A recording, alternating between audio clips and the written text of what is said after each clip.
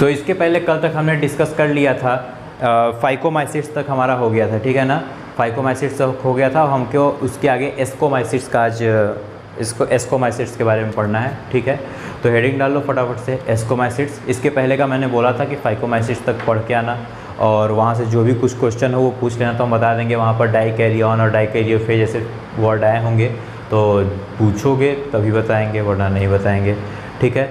और वीडियो देखने वाले भी कमेंट बॉक्स में पूछेंगे तभी उन्हें बताया जाएगा, वरना नहीं बताया जाएगा। क्योंकि अगर नहीं पूछोगे तो हम यही समझेंगे कि तुमको सब समझ में आ गया, तो जब समझ में आ गया तो फिर क्या ज़रूरत बताने की, तो पूछना तब हम बताएंगे, ठीक है। तो हम लोग अब आ जाते हैं एस्कोमाइसिट्स पे, ठीक है। ज़रूरी चीज़ें जितनी हैं उतनी हम लोगों ने डिस्कस कर ली हैं।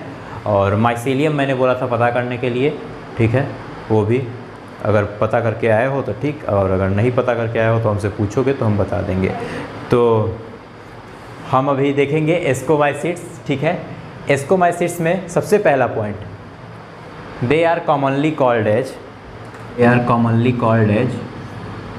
अब देखो ये कॉमनली बोला जाए, कॉमनली वर्ड सुन के लगता होगा कि बस करो एकदम घर वर में तो हमेशा नाम लिया जाता होगा, लेकिन ऐसा कुछ नहीं होता। They are commonly called as sac fungi, they are commonly called as sac fungi, ठीक है। याद रखना कि इनको कॉमनली हम लोग सैक फंजाई के नाम से भी जानते हैं। क्यों ऐसा होता है तो लिख लो इसी के नीचे, due to the presence of, due to sac fungi, due to the presence of ascus, presence of ascus. ये एस्कस क्या होता है तो ब्रैकेट में लिख लो, एस्कस, एस्कस के आगे ब्रैकेट में लिख लो स्पोरेंजियम, स्पोरेंजियम। यानी कि देखो सैक का मतलब क्या होता है, हम लोग ध्यान से इस वर्ड को पकड़ेंगे कि यहाँ पर लिखा हुआ है सैक फंजाई। तो सैक का मतलब ये होता है, सैक का मतलब होता है कोई थैला जैसा स्ट्रक्चर या कोई खाली जगह होगी उसको हम लोग सैक बोलते हैं। जैसे हम लोग ये क्लास 12th में भी पढ़ेंगे, क्लास 10th में भी पढ़े होंगे पॉलन सैक, ठीक है। एंथर में जो होता है पॉलन सैक होता है, यानी पॉलन चेंबर भी उसको बोलते हैं, जहाँ पॉलन ग्रेन बनता है। तो सैक क्या होता है, वो खाली सी जगह होती है जहाँ पे फॉर्मेशन होता है। तो वैसे यहाँ पे क्या होता है, एस्कस, क्या होता है, एस्कस। ये सैक जैसा स्ट्रक्चर होता है जहाँ पे स्पोर बनते हैं, इसको स्पोरेंजियम भी हम लोग बोल सकते हैं, ठीक है। तो एस्कस होने की वजह से इसका नाम हम लोग सैक फंजाई भी रख देते हैं। क्या रख देते हैं, सैक फंजाई, ठीक है। तो अब इसके बाद नेक्स्ट पॉइंट हम लोगों को लिखना है, इस फंजाई में हमें मोटाइल स्टेज देखने को नहीं मिलेगा, ठीक है। यानी कि इस फंजाई में हमें क्या नहीं देखने को मिलेगा, मोटाइल स्टेज, यानी लोकोमोशन वाले स्टेज हमें देखने को नहीं मिलेंगे। तो सबसे इस नेक्स्ट पॉइंट लिखेंगे, motile cell stage,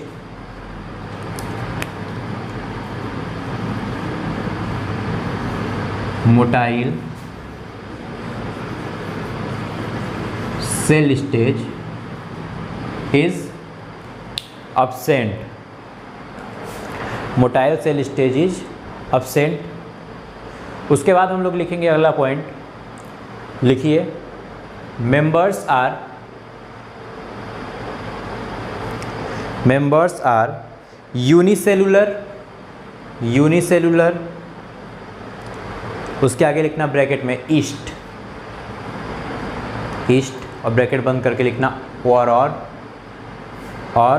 filamentous, filamentous bracket में लिखना मल्टीसेलुलर, मल्टीसेलुलर। यूनिसेलुलर से लेकर के फिलामेंटस तक ये हो सकते हैं। फिलामेंटस जो है वो मल्टीसेलुलर होते हैं।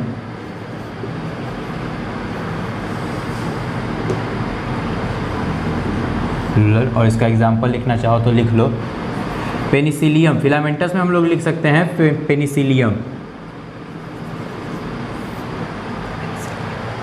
पेनिसिलियम नोटेटम एक फंजाई होती है, ठीक है। इसी से वो पेनिसिलिन बनाए थे को साइंटिस्ट, ठीक है, पढ़ा होगा जूनियर क्लासेस में, ठीक है। तो अब नेक्स्ट पॉइंट लिख लो, चूँकि हम लोग हाइफा के बारे में पढ़ चुके हैं, सेप्टेट एसेप्टेट, लिखो hypha developed and septate. Hypha जो होगा वो डेवलप्ड होगा और सेप्टेट होगा।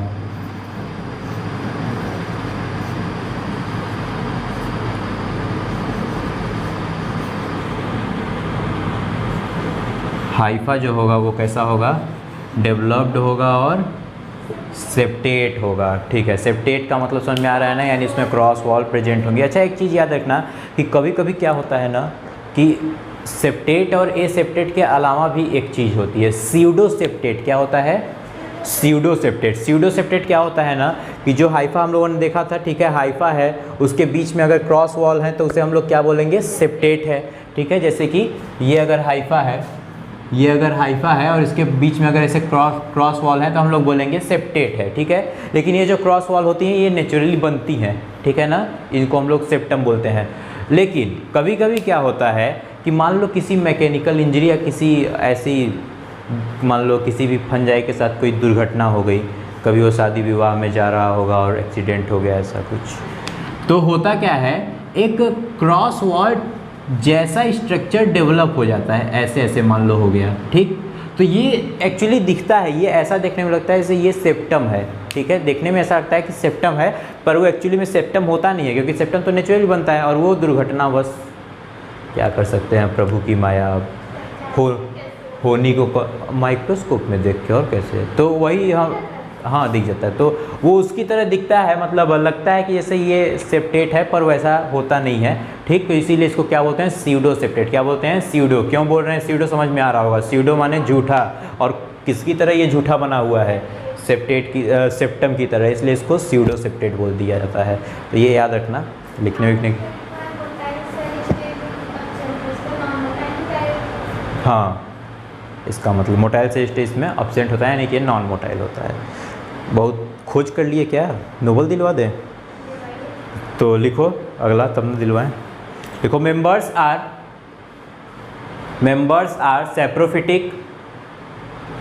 सेप्रोफिटिक, कॉमा देके लिखना पैरासिटिक,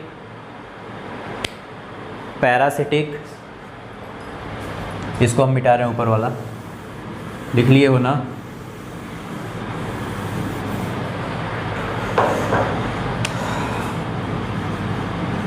मेंबर्स जो होंगे वो सेप्रोफिटिक भी हो सकते हैं, पैरासिटिक भी हो सकते हैं, ठीक है।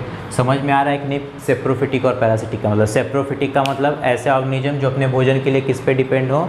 डेड दीदी और माँ पे, यानी कि डेड डिगेंग ऑर्गेनिक मटेरियल, ठीक, इस पे डिपेंडेंट हो। पैरासिटिक का मतलब क्या है? ऐसा ऑर्गेनिज्म जो किसी दूसरे ऑर्गेनिज्म की बॉडी पे इंजॉय करें, ठीक है।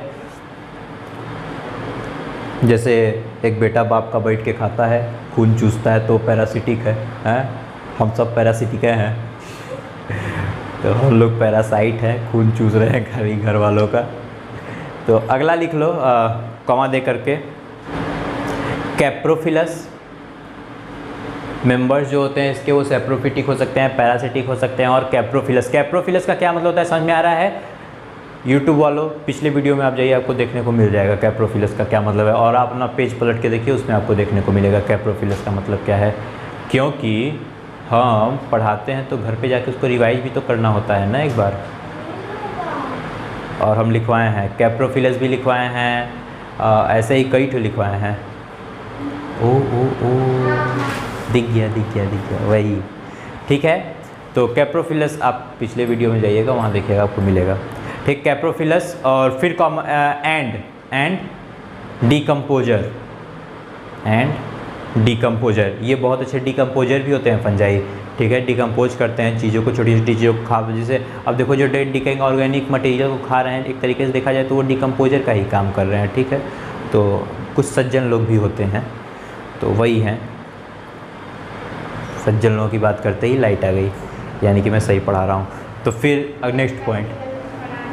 नेक्स्ट पॉइंट लिखो, एसेक्सुअल रिप्रोडक्शन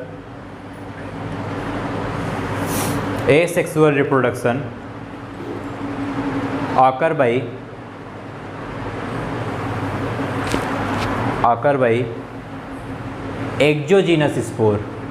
लिख लो तब बता रहे हैं क्या होता है। Exogenous spore. अब यहाँ पे एक नया वर्ड तुमको सीखना पड़ेगा, इसी को बोला जाता है कोनिडियो स्पोर। क्या बोलते हैं? कोनिडियो स्पोर, ठीक है। तो ये याद रखना, बहुत बढ़िया पॉइंट है कोनिडियोस्पोर। देखो एक्सोजीनस स्पोर का मतलब क्या है? एक्सोजीनस स्पोर का मतलब सिर्फ सीधा साधा है कि एक्सो का मतलब क्या होता है? बाहर। एक्सो का मतलब बाहर। एक्सो वर्ड एक्चुअली कहाँ से आया है? एग्जिट से। किससे? एग्जिट से। कभी अगर मॉल वॉल में जाओगे तो देखो एक दरवाजे पे लिखा होता है एंट्री और एक दरवाजे पे लिखा होता है एग्जिट। अगर एग्जिट वाले साइड से घुसने लगे तो गार्ड समझ जाता है कि जो घुस रहा है वो गंवार है, तो कहेगा अरे इधर से कहाँ उधर चले, तो तुमको बड़े शर्मिंदगी के साथ उधर आना पड़ेगा और फिर उधर जाना पड़ेगा। फिर जब तक तुम मॉल में रहोगे तब तक तुम्हें यही सताता रहेगा, कहीं कोई हमको देख तो नहीं रहा है, कहीं कोई वहाँ देख तो नहीं लिया था, ऐसा तो नहीं कोई इसको नोटिस किया था और वो हम ही को देखे जा रहा है। बड़ा बेइज्जती फील होता है। और अच्छे लोग तो क्या करते हैं कि जब जान जाते हैं कि मेरे साथ ऐसे कुछ हुआ है तो वो तुरंत उस फ्लोर पर तो रुकते ही नहीं है, ऊपर वाले फ्लोर पर चले जाते हैं। अपनी इज्जत अपने हाथ। ठीक, तो करना क्या है? देखो एग्जिट लिखा होता है, एग्जिट यानी वहाँ से निकलना है, एग्जिट यानी वहाँ से बाहर निकलने का रास्ता होता है। ठीक है, जब बाहर निकलने के लिए एग्जिट। तो एक्सोजीनस क्यों लगाया गया है कि यानी इसका जो स्पोर बनता है ना वो बाहर की तरफ बनता है। यानी कि अगर तुम देखोगे, तुमको अगर कहीं कहीं फिगर भी देखने को मिल सकता है, ये अगर ऐसा है, ठीक, ये इधर ध्यान देना, तो इस पर ऐसे ऐसे ऐसे ऐसे, और ये क्या बन गया? कभी कभी गलती से मैं कुछ एक्स्ट्रा ही बना देता हूँ, हमको भी नोबल है मिलेगा जल्दी है। ठीक, ऐसा ऐसा बन जाता है। अच्छा देखो साइंटिस्ट जितना भी खोज किया है ना सब गलती से ही किए हैं। खोज रहे थे कुछ और, मिल गया कुछ और। एक वो जो थे साइंटिस्ट, वो मैग्नेटिक फील्ड, क्या तो नाम है यार, निकल गया देखो दिमाग से। और मैग्नेटिक फील्ड और इलेक्ट्रिक फील्ड पे जो खोज कर रहे थे, उनका मानना था कि अगर इलेक्ट्रिसिटी से मैग्नेटिक फील्ड जनरेट होती है तो मैग्नेटिक फील्ड से भी इलेक्ट्रिसिटी जनरेट हो सकती है। ठीक, अब इस पर वो एक्सपेरिमेंट किए बेचारे, 15 साल तक एक्सपेरिमेंट, 16 साल तक इसी पे एक्सपेरिमेंट करते रह गए। लाइफ का 16 साल चला गया, पगला गए। जाहिर सी बात है, जब एक ही चीज़ पे 16 साल तक लगे हुए पगलेबे करेंगे। तो एक दिन क्या हुआ कि झल्ला करके एकदम साला मिल ही नहीं रहा है, पटक दिए अपना पूरा ऑपरेटर। और जैसे ही ऑपरेटर्स पटके, तुरंत जो वहाँ लगा हुआ था गैल्वेनोमीटर उसमें डिफ्लेक्शन शो हो गया। तब उनका लगा कि यदि तेरी 16 साल का मेहनत गुस्सा से शांत हुआ। तब वो वापस से ले आया जोड़ जुड़ा के, अरे रुको रुको गलती हो गया, माई मिस्टेक। और फिर उठा करके जब सारा लाए जोड़ ओड़ के देखे तो पता चला कि इसमें वो एक्चुअली कर क्या रहे थे, मैग्नेटिक फ्लक्स को नहीं चेंज करा रहे थे। मैग्नेटिक फ्लक्स जब चेंज होता है ना तब जा कर के प्रोड्यूस होता है इलेक्ट्रिसिटी। ये पढ़ोगे इसमें 12th में, ये कॉन्सेप्ट अल्टरनेटिंग करंट में भी पढ़ोगे तो अच्छा है। मेरा फिजिक्स भी बहुत तेज है ना, सब पढ़ाता हूँ, मल्टी टैलेंटेड। तो ये है तुम्हारा कोनिडियोस्पोर। ये क्या है? कोनिडियोस्पोर। तो देखो वो बाहर की तरफ होल बन रहे हैं ना स्पोर, इसलिए इनको कोनिडियोस्पोर बोला जाता है।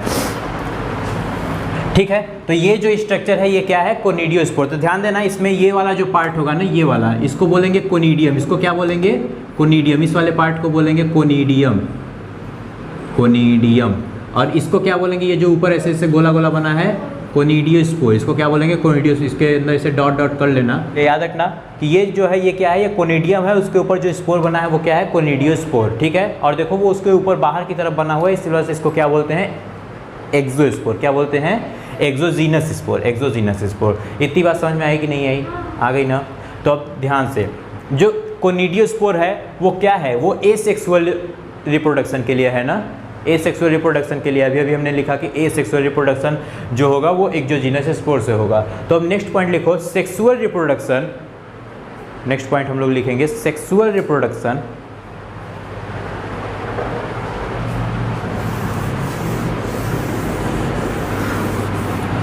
occurs through a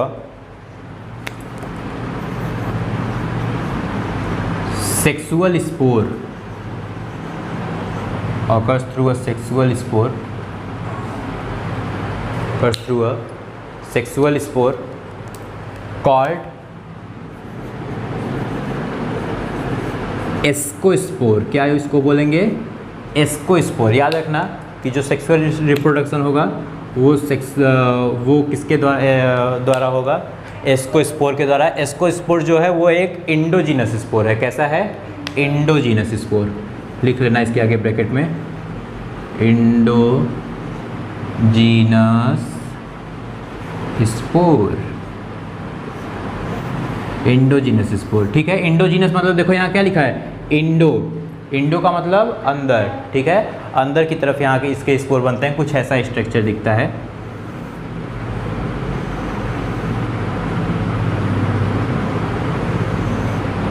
ठीक है, ये ऐसा ऐसा रहेगा।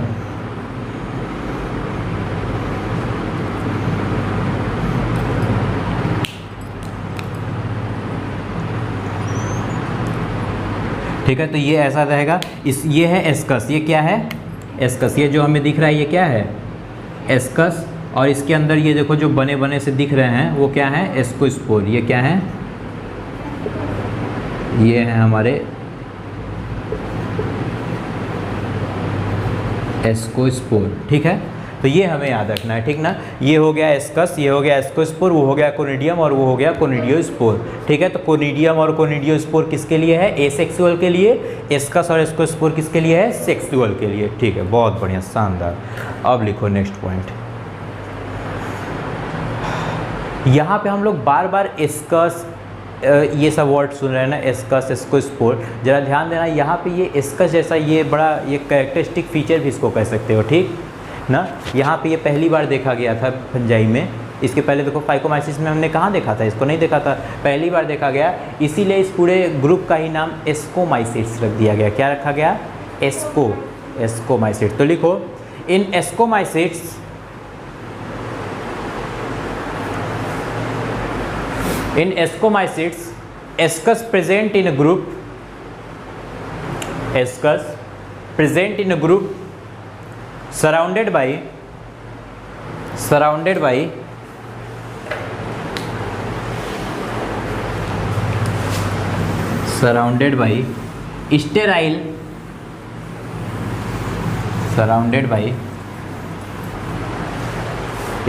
sterile peridium called as ascocarp।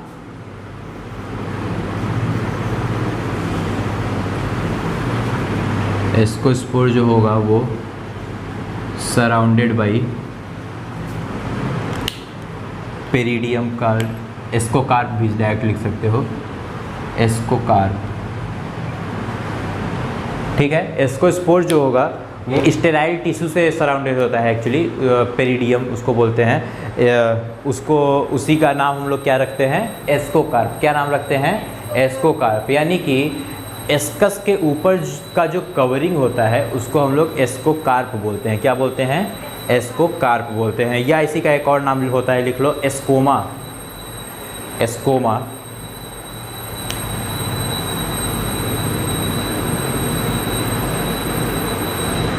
एस्कोमा, ठीक है। इतना लिख लिया ना, तो बस हो गया। अब इसके बाद लास्ट वर्ड लिखो, during ascus formation.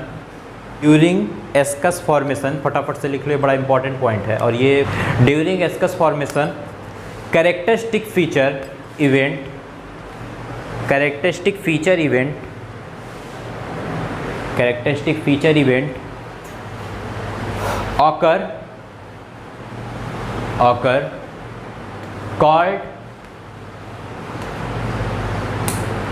called crozier formation, called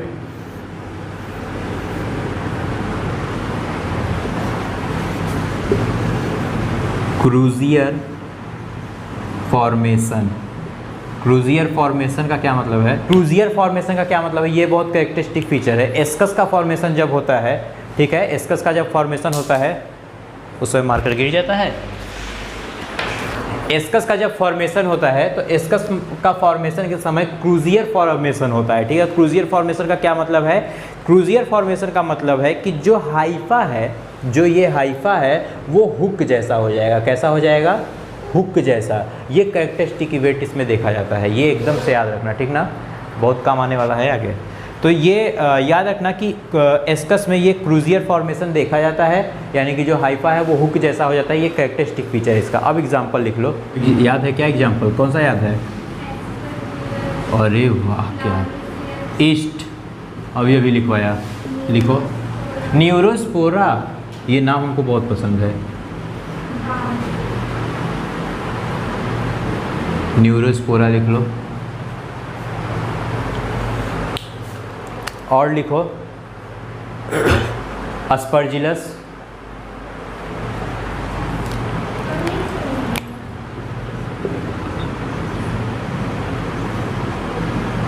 Aspergillus. और एक लिखो तो लिखो क्लेविसेप्स, दिया हुआ है उसमें नाम।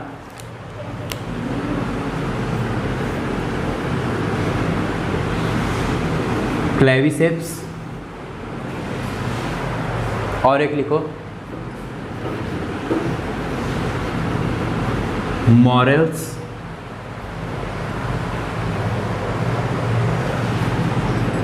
अंडरलाइन करना, फिर कॉमा देके लिखना उसी के बगल, मॉरेल और ट्रफेल एकदम बगल में लिखना,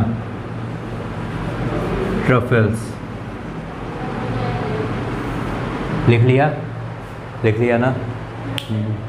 हाँ बता रहे हैं ना, नीट का पूछा गया क्वेश्चन है मॉरेल और ट्रफेल, इसीलिए बगल में लिखा है, बहुत इंपॉर्टेंट। इसके आगे ऐसे मार्क कर लो, इसको जितना हो सके नोट्स में जितना हो सके उतना हाईलाइट करके लिखना। दोनों मॉरेल और ट्रफेल, ये दोनों के दोनों एडिबल फंजाई होती हैं। कैसी होती हैं? एडिबल, खाने योग्य। लिख लो एडिबल फंजाई, ठीक है ना? याद रखना, नीट का पूछा गया क्वेश्चन है और ज़्यादा दिन पहले नहीं, शायद 2019 या 20 में ही पूछा गया है इसको, तो एकदम से दिमाग में बैठा लेना। एडिबल फंजाई है और उसके पहले तो हज कई बार पूछा गया है मॉरेल और ट्रफेल। हम तुमको जितना नोट्स बनवा रहे हैं ना, अगर तुम नोट्स सही से तैयार किए, तुम्हारा, हम सही बता रहे हैं कि तुम्हारे मतलब बहुत से क्वेश्चन ऐसे होंगे जो कंपटीशन के पूछे हुए तुम्हारे तैयार होंगे। और अगर अच्छे से नोट्स हमारा पढ़ लिए तो फिर मज़ा आ जाएगा तुमको ज़िंदगी का। ठीक, तो याद रखना मॉरेल और ट्रफेल दोनों जो हैं वो एडिबल फंजाई हैं, बहुत इंपॉर्टेंट है, याद करना। जानबूझ के तेज़ बोला था कि जो वीडियो वाले देख रहे हैं वो सो रहे हों तो अगर जग जाएँ। ठीक है, यहाँ तक हो गया हमारा ख़त्म। यहाँ से हमारा एस्कोमाइसिट्स ख़त्म होता है। ठीक है, अब हम लोग हेडिंग डाल लेंगे बेसिडियोमाइसिट्स। फटाफट से हेडिंग डालो बेसिडियोमाइसिट्स।